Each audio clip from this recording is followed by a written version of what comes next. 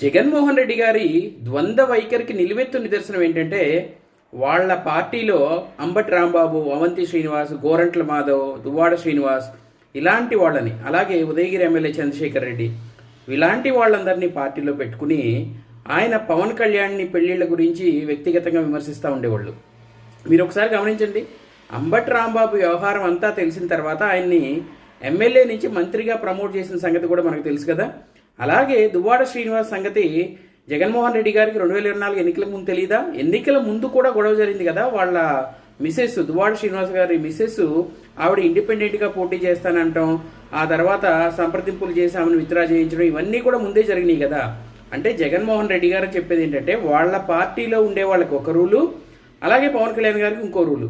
పవన్ కళ్యాణ్ గారు చట్టబద్ధంగా చేసినా కూడా విమర్శించే జగన్మోహన్ రెడ్డి ఇలాంటి వాళ్ళని ఎలా వెనకేసుకొచ్చాడు?